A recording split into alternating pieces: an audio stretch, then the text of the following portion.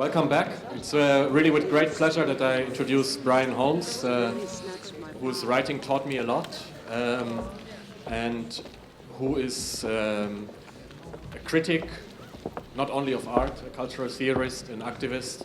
Among his publications is Escape the Overcoat. The great thing about Brian's writings is that they are all available on his well-organized website. So I don't waste further time. Brian will talk about the Anthropocene, a new take on the question of the golden spike. Welcome, Brian. Great, thank you. Fantastic. Why don't we have my computer? Very good, super. It's a pleasure to be here. Alex said something really interesting this morning. She said, walking is the activity whereby the subject becomes enworlded, whereby a person gains a world. Now, I found that to be true in my life, that every time I needed to make a major change in my life, I basically needed to discover and to create a different territory. And I mean that really concretely, to actually feel out a different spot or kind of spot on the earth. And the most recently, I did that by moving back to the United States, where I was born, but to a strange place, Chicago, in which I gradually have become familiar with, particularly certain areas in the south of the city, formerly industrialized areas. And as part of that, really building on that, I took to making maps of this territory.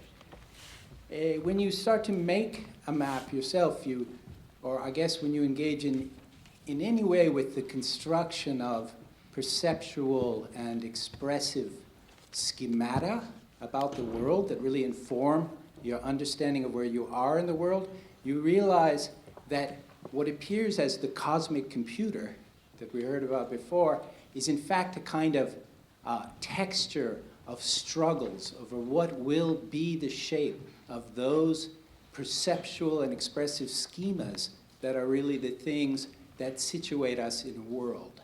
And so in a third moment, discovering a territory, creating a map of that territory, today I'm going to get into a third moment, which is reflecting on these struggles over the creation of a world, reflecting on what Anselm described as that frontier between map and territory, or between information and embodiment. So I won't be for or against. I'll be in that territory, exploring what kind of moves one could make and what kind of moves our societies could make in this relation between information and embodiment. And I have, it's one of the most recent things I've done is to write this text here, which I'm going to try to deliver to you as coherently as possible. The idea came to me, ironically, while driving around Chicago. It was high summer. I was on the city's shattered west side. The urban grid slid by out the window, residual vernacular on its third or fourth recycle. Eyes on the traffic, my mind rolled back over the city's history, its canals and granaries and skyscrapers, its formidable industrial century since the arrival of the railroads in the 1850s, its suburban sprawl after the Great Fire of 1873, its postmodern decline, which was made irreversible by the riots of the 1960s. Through it all, the university and the financial sectors continued their endless rise. There's a profound violence to this place, but also a deep sense of regularity. Chicago is the race riot city that turns civil strife into social norms and splits atoms while abstracting material production into mathematical derivatives.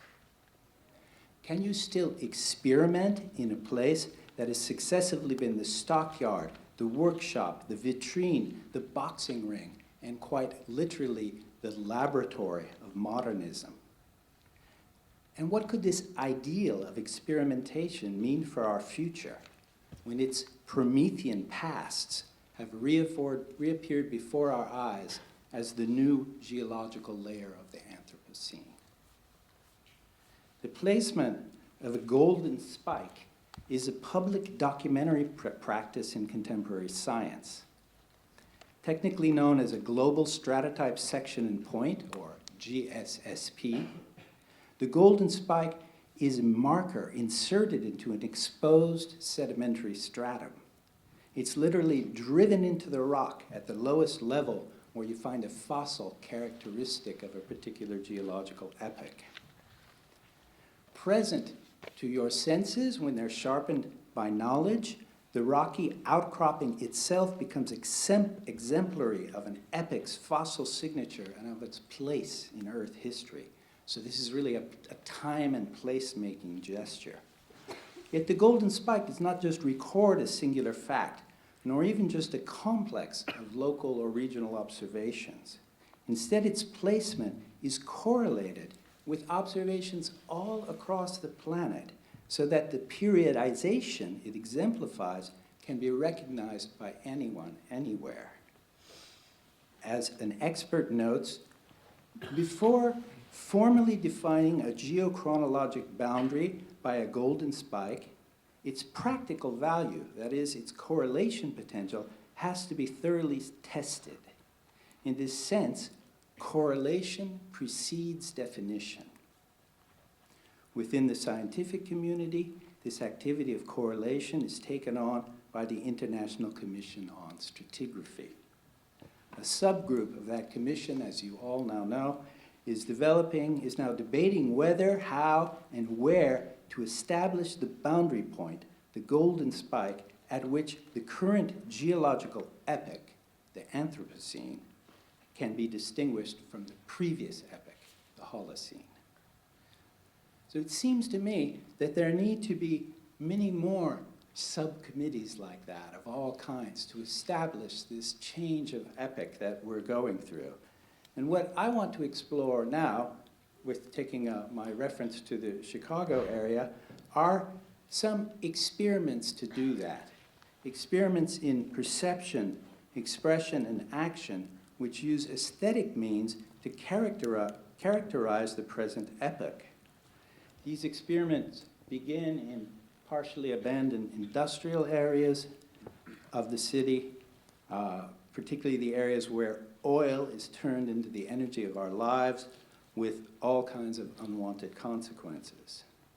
The cast of characters includes inhabitants, machines, landscape features, animals, ruins, an entire political ecology continually probed by techniques of measurement and analysis, and overlaid with logics of governance and control.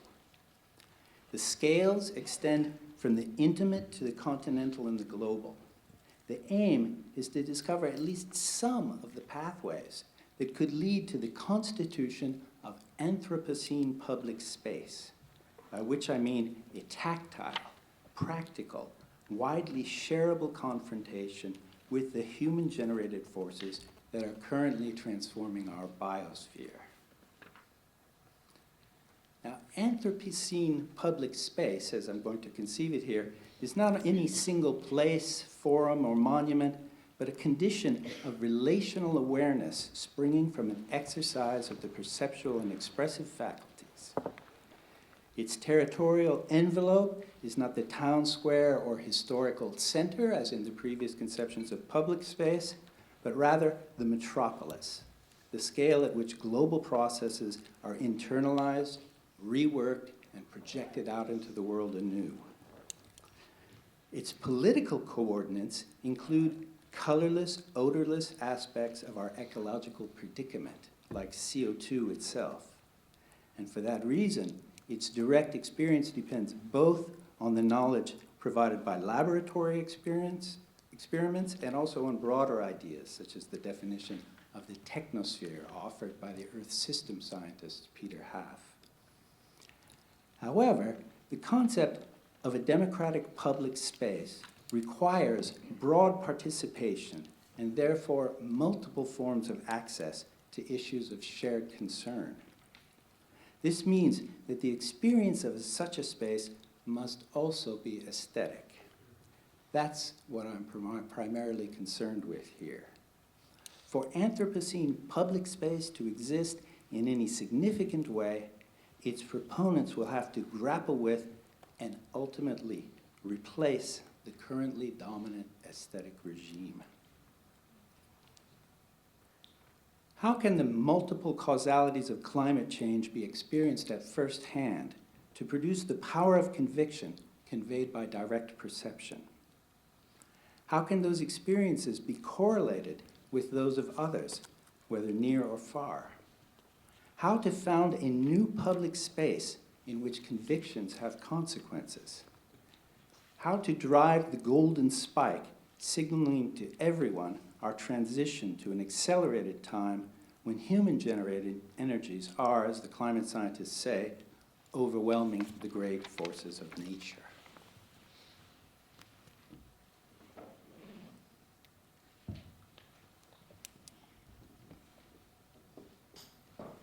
An aesthetic is inherently double, at once an expressive repertoire and a recognizable complex of sensations. So you say it and you feel it. That's an aesthetic regime has to include this expressive implication of the subject in the sort of perceived surround. Its relational nature implies the spatial dimension where human beings meet through the mediation of artistically transformed objects or gestures. It also takes a midstream position in time, building on latent, forgotten, or repressed potentials in order to break through contemporary norms and open up possible futures. To give an idea of what an aesthetic of Anthropocene public space could look like and do, I'll start by reflecting back on a major aesthetic proposal that was formulated in Chicago itself during World War II, amidst the technological and organizational explosion that is now called the Great Acceleration. The key word of this proposal was vision in motion, developed in a book of that name by the Hungarian emigre artist and teacher Laszlo MoholyNagy. It emerges from the core of Bauhaus experimentalism in the 1920s and gains new significance through the encounter with the rapidly changing conditions of life in North America. An important offshoot runs through Moholy's friend and disciple, Georgie Kepesh, onwards to the science and engineering culture at MIT and the dominant interface aesthetic of the present. So in what follows, I'm going to look into both MoholyNagy's aesthetic and that of Kepesh in order to get at a potential of experimentation and the way that that potential became folded into a dominant aesthetic regime. And ultimately, at the end, I'll return to MoholyNagy and ask about the potentials of that kind of experimentation. A constructivist practicing painting, photography, film, and light modulating sculpture, Moholy was a key figure in the Bauhaus, close to the school's founder, Walter Gropius. Driven from Germany by the Nazis, he came to Chicago in 1937 to found the new Bauhaus, later renamed the Institute of Design. His aim was to bring the immediacy of vanguard experimentalism into constructive interplay with the rapidly changing technological materials of industry, so as to articulate a cultural basis for this full spatial range of modern experience. All creative work today, he believed, and I quote, is part of a gigantic, indirect training program to remodel through vision in motion the modes of perception and feeling in order to prepare for new qualities of living. As he further explained, it is the artist's duty today to penetrate yet unseen ranges of the biological functions, to search the new dimensions of the industrial society, and to translate the new feelings into emotional orientation. The artist unconsciously disentangles the most essential strands of existence from the contorted and chaotic complexities, or complications, I should say, of actuality, and weaves them into an emotional fabric of compelling validity, characteristic of himself as well as his epic. Thus, the aesthetic of vision in motion aspired not only to kaleidoscopic renderings of the multiple perspectives offered by automobile travel, airplane flight, and other forms of technological acceleration, but above all, this vision in motion aspired to the constitution of an inner compass or gyroscope for the tumultuous journey of modernization. In that regard, Moholy was quite critical of the society around him because he had come to America, he had come equipped with these ideas of experimentalism. He was looking to try to turn the world around him into something that people could really feel and come to grips with. And yet he saw very clearly this sort of everything that would be brought about by planned obsolescence and the industrial configuration of society so as to shape the subject's behavior. That's not what he was trying to promote. He was trying to promote something much more subtle, which is a way of feeling through the new components of the world in such a way that you not only appropriate them, but you create a kind of shareable rhythm of appropriation for others. That's what Moholy really understood by an aesthetic, and that's what he was seeking when he created this light modulating sculpture, a way of modulating the environment that was shared because one reflected on the artistic process that showed that modulation in action. So this is a very subtle and deep proposal about coming to grips with technological society. Moholy was actually a contemporary of Alfred Korzybski, who we usually remember for his statement that the map is not the territory. Korzybski lived in Chicago, actually, at that time. In the book Science and Sanity, published in 1933, Korzybski stressed the importance of transforming the linguistic abstractions of the brain's upper cortex back into the intuitions, feelings, and visualizations that create a bond between the conceptual map and the underlying territory. This was a live debate in Chicago. Moholy quotes a contemporary interpreter of Korzybski, a guy named Oliver Bloodstein, who said, by retranslating our higher order verbal abstraction of relations and order into simplified but direct manifestations which can be visualized and felt, modern art affords immediate subcortical experience of essential structure. Moholy agrees with that, but he adds, I question only the biological justification of distinguishing between higher and lower orders of experiences. Biologically seen, they are of equal order, and without their balanced, interpenetrated performance, no satisfactory life exists. So I think you can really get where he's trying to go, Moholy. What matters in this reference to Korzybski is not the outdated neuroscience, but the core questions about affective orientation in the gap between map and territory, or as we would say today, between information and embodiment.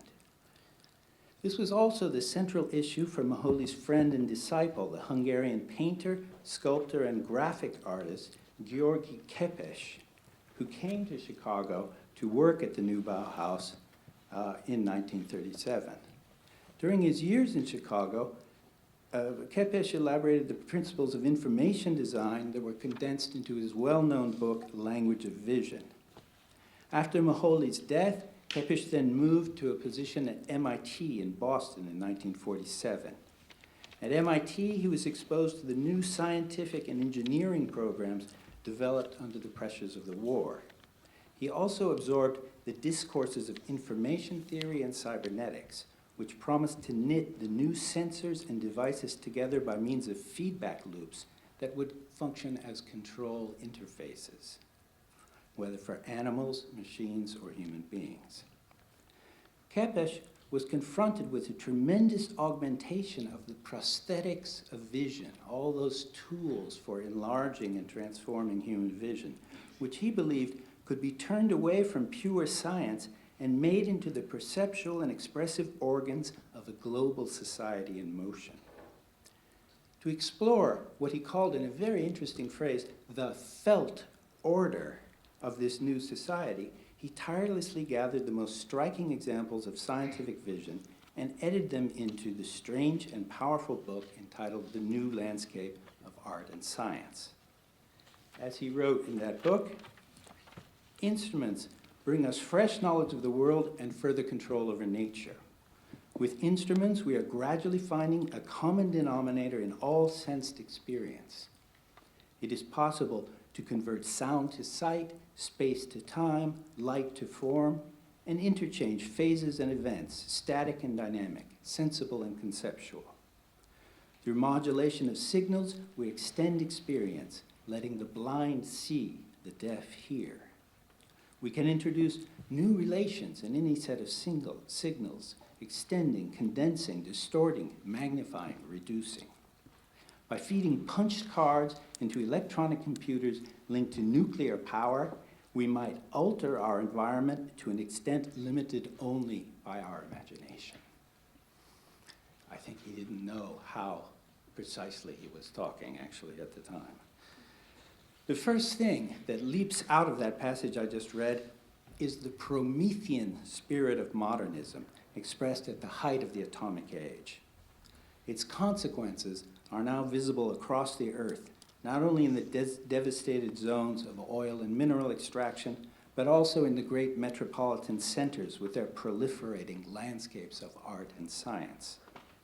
Indeed, the ecological crisis has been so profound over the 60 years since this text was written, and so broadly tolerated by governments, professional classes, and seemingly anesthetized populations, that one begins to wonder less about the hubris of the artist's declarations and more about the way that he relates the modulation of signals to the transformation of perception. If information can somehow unleash the faculties of sight and hearing, can it also contain or direct them? How do signals become sensation? What does the alteration of our environment have to do with the limits of our imagination? And most importantly, where is the link between scientific instrumentation and the question of emotional orientation that lay at the heart of Moholy's notion of vision in motion?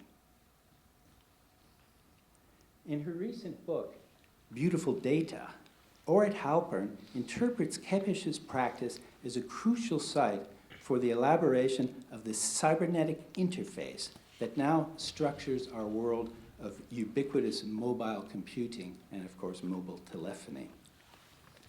At the intersection of the techniques of vision, she writes, the subject was envisioned as a smooth space for the transfer of information between the inner and outer worlds, between the registers of analysis and stimulus. Her focus is not on the direct control of behavior, that was the behaviorist thing, right? But instead on the relocation of both perception and cognition to the mediated space of information storage, processing, and display. A transfer that depends crucially on the subject's embrace of the constructivist visual vocabulary that both Moholy and Kepesh elaborated. The fundamental power of the interface is to draw the subject's attention and affective investment away from the qualities of the world to which information refers and toward the qualities of the information itself, its modulation on the screen. For Halpern, this is the felt order that emerges from the new landscape in art and science. In the complete form of the cybernetic paradigm as she identifies it, there is no difference between stored data, computational logic, and symbolic form on the one hand, and the neural networks mobilizing human expression on the other. Analysis translates seamlessly into stimulus. Thought itself pulses on the screen. This is very interesting writing because it tries to get at that moment when we are in effect being made, when our consciousness is really modeled and reprojected onto this proliferation of screens that creates the environment of modern society. So that's what Orit's trying to home in on. Her reading of Kepesh is an archaeological dig exposing the foundation of today's aesthetic regime. To be convinced, Just watch someone move through urban space with a GPS-equipped cell phone. At stake in the deployment of locational data, web information, and mobile telephony is a dynamic relation between device, self, and world. The very malleability or changeability of the signal stream, the ease with which you can adjust any of its parameters, makes the screen into a site of invention where you can alter your inner nature and outer nature too, like a photographer retouching a digital image. On one level, the cell phone GPS device is globalized society's response to that sense of deep disorientation that cultural critic Frederick Jameson diagnosed in the mid-1980s with his famous text on postmodernism. This cell phone, this opportunity to use GPS wherever you are at any time with your mobile device, offers the individual human body fresh capacities to do what Jameson said was impossible. Fresh capacities to locate itself, to organize its immediate surroundings perceptually and cognitively, to map its position in a mappable external world. So seemingly we have responded to the great problem that was identified in the cultural criticism of the postmodern period. Yet, with the network compass, a change in emotional orientation occurs toward the interface that guides our interactions with the world, even while turning us subtly away from that world. In the process, vision in motion loses sight of its underlying conditions of possibility. It's a crucial shift. You begin to live primarily in the beautiful map rather than in the devastated territory. This is the dominant aesthetic condition which the protagonists of an Anthropocene public space must necessarily face up to, struggle with, and ultimately replace.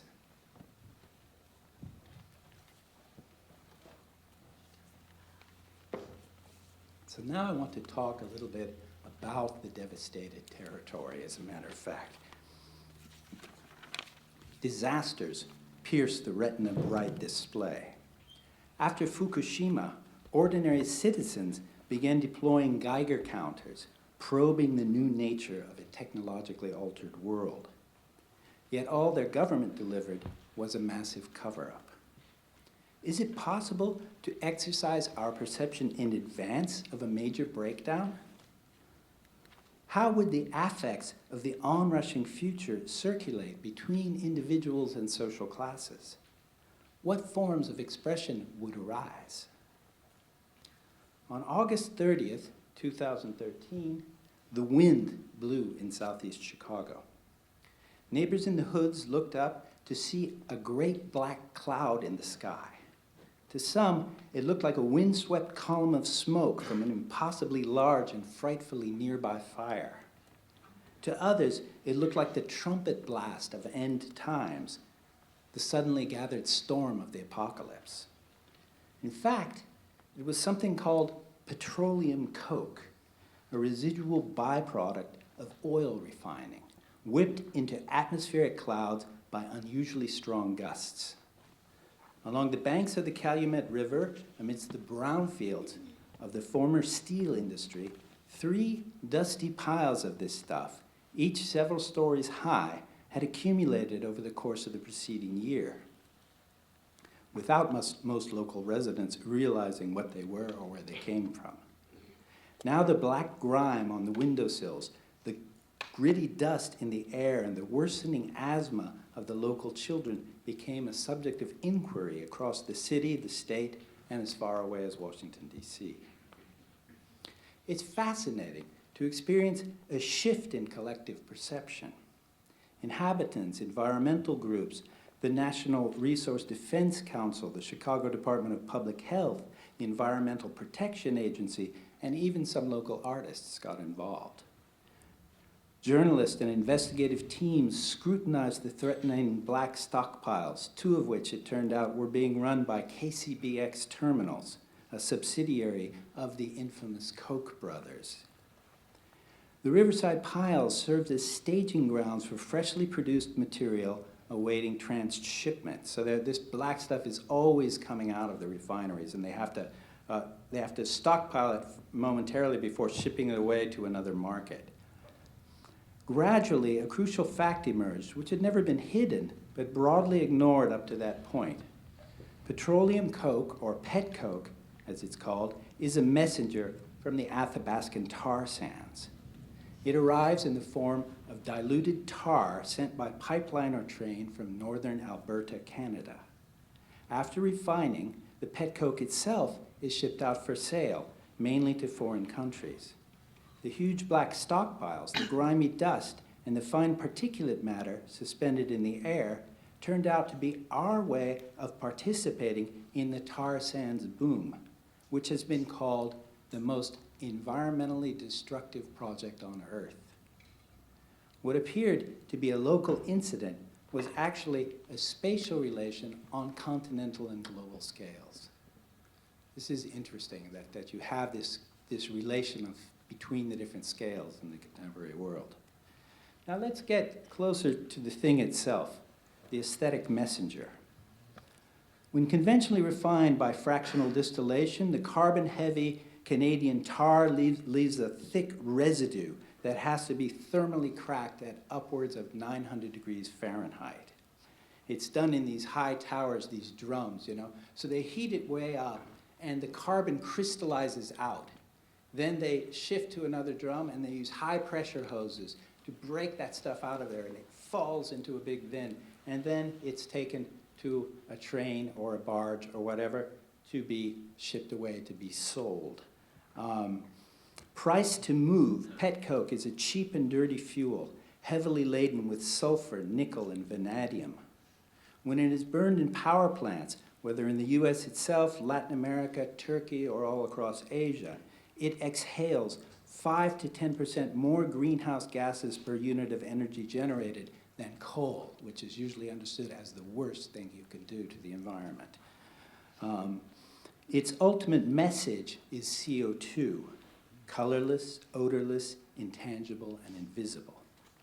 Unfortunately for the atmosphere, every barrel of tar sands bitumen produces from 15 to 30% pet coke, which is sold by the refineries to be burnt in furnaces, mainly as a coal replacement. Now, the question that I have is, can a toxic waste be treated both as a clear and present danger and as something like a public monument in the sense of a denkmal, that it's a kind of warning about things, that kind of monument, the monument that warns? It seems to me that the materialist turn in contemporary cultural critique toward the agency of things, vibrant matter, and speculative realism is driven by an often tacit need to come to grips with the suicidal overproduction that structures contemporary society. In this regard, Timothy Morton's book, Hyperobjects, is the most explicit. From its perspective, the handful of pet coke that you pick up along the side of the river becomes the withdrawn index or impossible clue to the vast interlocking system of energy production and its consequences on the scale of planet Earth and in the dimension of geological time. The Earth system scientist Peter Haff is equally challenging. He defines the technosphere as a machine network of global extent comprising, and I quote, the world's large-scale energy and resource extraction systems, power generation and transmission systems, communication, transportation, financial and other networks, including computers, windows, tractors, office memos, and humans. For him, the crucial problem is the disjunct between human agency and planetary scale. You participate in the operations of the technosphere, and your input is essential to those operations. But nothing that can be done, according to Peter Haff, at an individual scale is capable of changing the inexorable course of the technosphere. In this analysis, there is a vertiginous gap where politics used to be located.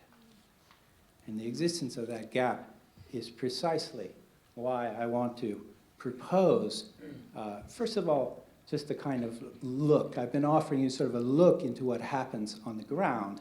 And it seems to me that when people start to come to grips with the phenomena that are the phenomena of the technosphere, that are the phenomena of the climate change, when they start to come to grips with that in their own environment, another possibility emerges. And that other possibility is exactly the possibility of Anthropocene public space. So that's what I'm going to conclude on rather rapidly, I think, and hopefully I'll still be in time.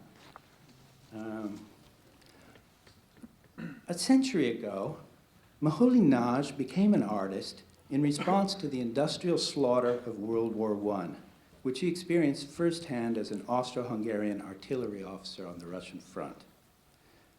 To face the destructive powers of technology, he adopted a constructivist ethos that seeks to build out utopia into reality. His preoccupation, however, was not with architecture itself, but instead with the modulation of spatial relations through expressive form.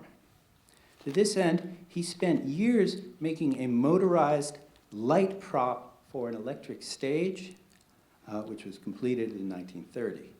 It was composed of glass panels and independently rotating chromed metal grids designed to cast large mobile shadows on the walls of a room, while simultaneously dazzling the viewer with chance reflective gleams. The effect, the aesthetic effect, the kind of aesthetic regime that this was pointing to, whether of the device itself under colored lights or of its filmic translation called light play, black, white, gray, the effect of both those things was to multiply the viewer's capacity to perceptually explore and affectively fill the complex architectural volumes shared with passing crowds in the modern city. Created in collaboration with an engineer who was also employed by Walter Gropius, the piece can be seen as the culmination of Moholy's experiments in the Bauhaus Metal Workshop. The transformation, as he put it, from material volume into virtual volume, or from mass to space-time relationships, lay at the core of the teaching that he brought to the Institute of Design in Chicago. Some crucial components of this teaching, I would suggest, can still be found in the ecological experimentation of the present, but only some of them.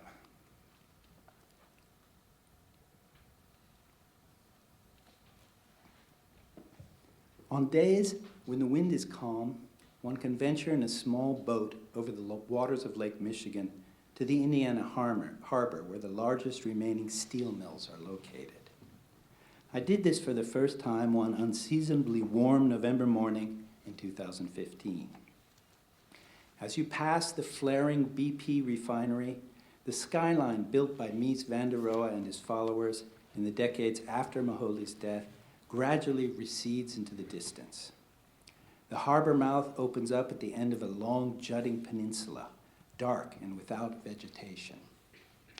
All this land, hundreds and hundreds of acres, is entirely artificial, made of slag and debris cast off by the metal foundries where the bones of the skyscrapers were forged. Huge cranes and girdered railroad bridges painted black against the rust define the contours of the narrow channel leading to the heart of the complex. On the day of my journey, the steelworks themselves, now managed by the Indian conglomerate ArcelorMittal, lay weirdly quiet beneath the bright sun. Chimneys still smoking, idled by the ongoing recession. Metal retaining walls sunk beneath the surface of the water outline the new areas that will be filled in soon if activity resumes. So they're making this land. They're still making this huge piece of land. This is an Anthropocene landscape, a new geological layer sedimented on the crust of the earth. The global economy implodes here, transforming the territory and the inhabitants, before it is expressed again as finished products and undesirable wastes. Like the strip-mined forest of northern Alberta, this is a place that seems to demand a shift in our attention so that material volumes can themselves be understood as space-time relationships. I let the boat drift back out to the harbor, feeling my way into the disorienting surround.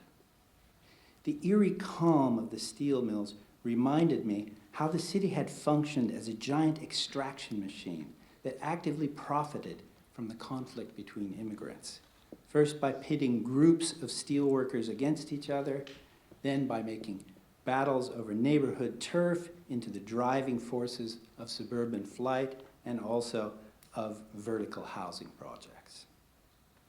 Racism, or the violent domination of whites over blacks, became the central affective force driving everyone to succeed, to stand apart, to accumulate wealth and power, and to participate in endless growth. Today, those dynamics are spent and stratified, leaving the industrial areas around the refinery and along the Calumet River as forgotten sacrifice zones, relegated to the increasingly automated post-processing of more distant conflicts.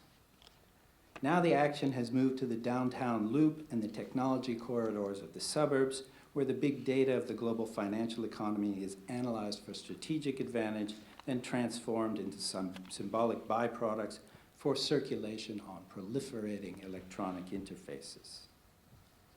For a few clusters of people, inhabitants, local activists, engaged journalists and artists, public health workers, and officials of the perennially embattled EPA, the intrusion of a toxic waste material into the ruined riverside landscape had acted to disrupt the prevailing patterns. The question is how to provoke further, more sustained disruptions and what to do with them. Technology, MoholyNagy said at some point in the 1940s, has now become as much a part of life as metabolism. But the meaning of that statement has changed entirely since the middle of the last century. Bauhaus modernism sought to train the individual for emancipation through technology. Contemporary social movements, on the other hand, seek to dislodge the abuses of technology from their foundational places in the economic system and indeed in the psyche. Today, experimental social formations articulated across divides of class, race, education, and professional specialization can find ways to perceptually explore and affectively modulate the environments, or better, the political ecologies in which their own pulse beats and their own lives unfold. So it's still a question, I think, as Moholy said, of reaching out into the environment, of trying to modulate not so much it, but our perception of it and the rhythms with which we approach and which we move through that environment. That, I think, is still true, but I think that this type of experimental activity, its most important place has now shifted to the relation with the Anthropocene landscape and the difficulty of reaching that relation through the screen of aesthetic modulation that has come to form the dominant aesthetic of our time. So this is what I'm really getting at, is that there is something that carries over from Bauhaus experimentalism, but the landscape in which that can operate is entirely different. It's a landscape constituted by the ruins of that new landscape of art and science that Kepesh talked about. So to do something with that environment, people, the experimenters, the sort of experimental social movements I'm talking about, have to step outside the charmed circles of the city center and the attractions identified for them through the application of big data. The exaltation of vision in motion now translates all too easily into a kind of addiction to the malleability of a private self experienced on corporate screens. Recent developments in cybernetically managed communications technology have shown the possibility of a thoroughly affective euphoria of mobility, perceptual agility, expressive virtuosity, and relational fluidity amidst steady progress toward complete ecological and social breakdown. A retreat from the urban realm, however, can do little to fill the vertiginous gap where political responsibility was once located. Only at the metropolitan scale can one perceive and actually touch the vast system of spatial relations that produces climate change. By examining what the urban space internalizes, reprocesses, and expresses, that is, how it co-creates the technosphere, we can begin to understand our own implication in what Marxian ecologists call the metabolic rift, or the contradiction of biogeochemical cycles which human action has damaged, but could at least partially repair. This idea of partial repair is not about restoring some long-lost unity of nature, but it is about addressing urgent, proximate issues of racism and environmental justice, while at the same time preparing for a difficult future in which life will nonetheless go on. That kind of preparation can only be done on a very concrete level. Respect is when you change your own life. Public space is where you share that possibility. For geologists, the golden spike is an intervention into the stratigraphic record, pointing to a particular rocky cutaway that displays all the crucial features of a transition between two epochs. For artists and activists seeking to transform the conclusions of climate science into the convictions of embodied experience, the golden spike is each local place and singular moment in time when a group of people is able to come to grips with their own implication in Earth system processes. Because abstract knowledge is always intertwined with embodied experience, such places and moments in time are never purely local or singular. To take form and consistency as a widely shareable practice of perception expression, Anthropocene public space must seek the correlation of situated knowledges and experiences. Driving home the golden spike of climate change and of the crucial techno-political choices it lays before us is the intellectual and aesthetic responsibility of the present. And believe it or not, that's what I came to say today. Thank you very much.